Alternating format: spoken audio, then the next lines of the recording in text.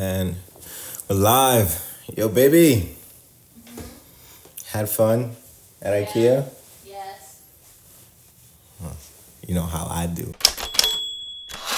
Let me get into character for y'all real quick. All right. What's up, YouTube? It's your boy Sam with Vertical Expressions.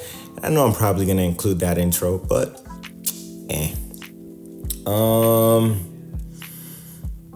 I'm trying to think about everything I plan to say for this video.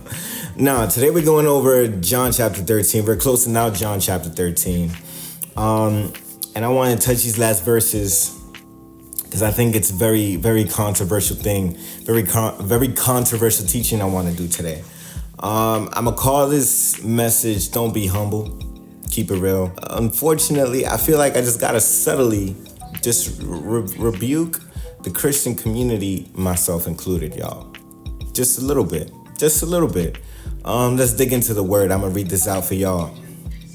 John 13, verses 12 to 17, they go like this. When he had finished washing their feet, he put on his clothes and returned to his place. Do you understand what I have done for you? He asked them. You call me teacher and Lord, and rightly so, for that is what I am. Now that I, your Lord and teacher, have washed your feet, you should also wash one another's feet. I have set you an example that you should do as I have done for you. Very truly, I tell you, no servant is greater than his master, nor is a messenger greater than the one who sent him. Now that you know these things, you will be blessed if you do them. Can anybody say amen? Amen. Yo, I got wifey in the back supporting the brother. No, don't be humble. Now you may ask, Sam, why? Why don't be humble? The word is telling us to be humble. The word is telling us to wash feet. I don't know what verse it is because my Bible app ain't showing me. But now that I, your Lord and teacher, have washed your feet, you should also wash another's feet. It sounds like a commission to be humble. Well, this is why. I'm going to lean in because this is serious. I want you guys to pay attention. I feel like the Christian community as a whole, myself included once again, I feel like we've kind of taken this portion of scripture to a certain extent, and we've taken it to a place where right now I feel like it's doing more harm than good. I feel like a lot of people read this and they see a commission, or they feel like they're being commissioned to be humble, to serve, like I'm gonna clean the church bathroom. I'm gonna sweep the floor. I'm gonna give a homeless guy $1. It might be a homeless woman. I'm not trying to be biased. I'm gonna give somebody $1. I'm gonna pay for this. I'm gonna be humble. Somebody's gonna tell me to shut up, and I'm gonna actually shut up because I'm gonna be humble. I'm gonna sit back. I'm gonna sit down and be humble. I feel like a lot of us take this that way, and rightfully so, because Jesus is setting an example in doing a very humble act. But I think we're missing one key detail here, is that not only is Jesus kind of giving us an example of humility, because he is, but he's also commissioning us to be obedient. And I think that we're missing that, and that's tripping us up. It's easy to see Jesus wash feet and think, oh, well, Jesus is being humble. He's setting the example for humility. But it's not just that. You see, Jesus is also being obedient. Now, how many of you guys know, if you've been going through these Bible studies with me, then you know Jesus over and over and over again. It's like his logo. It's his brand. It's his slogan. It's like, I do what the Father tells me to do. Like, God the Father tells me to do this, I do it. Like, if you've heard it from the Father, you've heard it from me. If you've heard it from me, you heard it from the Father. Like, he's just being obedient. A lot of us take the act of washing feet as an act of humility, when instead we should be looking at it as an act of obedience. Because here's what's happening. Right now, we got a whole bunch of Christians that are so worried and so focused on doing the humble thing. Everybody's doing the humble thing. Clean over here, say sorry over here, be humble, and it looks great on paper. Everybody looking at you like, yo, that's a humble dude right there. My man, humble. But in their hearts, they're entertaining a whole bunch of things. It's not very in line with what Jesus really was portraying. And I'm gonna tell you why. If Jesus wanted you to do humble things, and I'm going to use the example of washing feet. If Jesus wanted you to focus yourself on being humble and washing feet, then I would think that, this is the last verse that I read, now that you know these things, you will be blessed if you do them.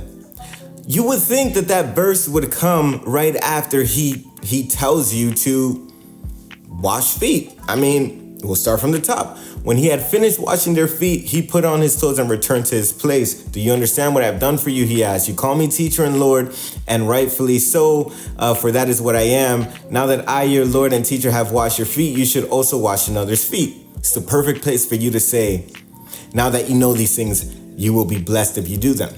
It's not what happens though. He goes on to speak. I set you an example that you should do as I have done for you. Again, perfect opportunity, Jesus. Just say it. You'll be blessed if you do this. But he doesn't. He continues on. Very truly, I tell you, no servant is greater than his master, nor is a messenger greater than the one who sent him. Now that you know these things, you will be blessed if you do them. All the way at the end, the blessing doesn't come after he says, I wash feet, so you wash feet. I did this, so now you do this. No, he gives us the illustration of a messenger not being greater than the one who sent them, and a servant not being greater than his master. Now, here's the problem that we're facing as a Christian community right now, is that a lot of people are doing humble, cute, churchy looking things, and it looks good. You're washing a whole lot of feet, and from the outside in, it looks great, homie. You're killing it. You're doing an awesome job.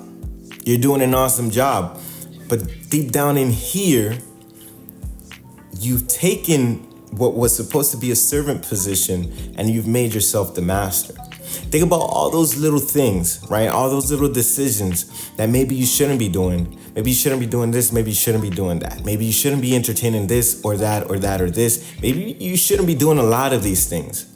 But you do them anyways because you put yourself in a master position. See, maybe the blessing doesn't come from do the humble thing, you'll be blessed. No, maybe it's be obedient to the one who sent you and do the humble thing whether you feel like it or not, and then you'll be blessed. If Jesus washed feet and was blessed because of it, that's one thing. But if Jesus washed feet because he was obedient to the Father who sent them to wash feet, oh, that preaches, because we all know the Father sent Jesus to atone us from our sin. And right before this, if you watch my other Bible study, then you know that Jesus was really washing their feet and washing the sin away after their baptism. They didn't need their whole bodies to be washed. They didn't need the whole bodies to be washed, just their feet. Let me not get distracted. Jesus was sent to wash their feet. Out of obedience, he does it. And because of that, he's blessed. If you're doing these churchy things just to do them, looking for the blessing because that's just what a Christian does and this is how you're going to be blessed, you miss it.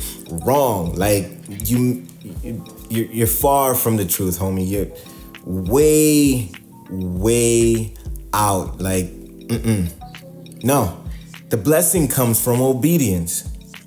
And when you start looking at it that way, that $1 you gave homie on the block, it doesn't matter much. If you gave the dollar with the wrong intention at heart, then you missed it. If you wash somebody's feet and you do it with the sole purpose of kind of self-glorifying yourself and feeling good because you did something that was churchy, or you did something that looked good on paper, you did something that made you feel like, oh wow, I served God today, then you missed it. It's often the things that you don't feel like doing, but you do out of respect and honor to God, out of obedience, It's those little things that matter, because it's in those moments where you're kind of choosing to tell yourself no to obey the master. You're taking up a servant's position. And that's where the blessing comes in. Let's see. Very truly, I tell you, no servant is greater than his master, nor is a messenger greater than the one who sent him. Now that you know these things, you will be blessed. It's after that little illustration of obedience that the blessing comes. So what good is it if you're out there washing feet? If the moments come where you're supposed to be obeying the Father, but instead, because you just don't feel like it or it's too hard, you're just choosing to make yourself the master, and then you give $1, and then you wash feet because now I'm cool with washing the feet, so I'll do that, and then I'll earn my stripes.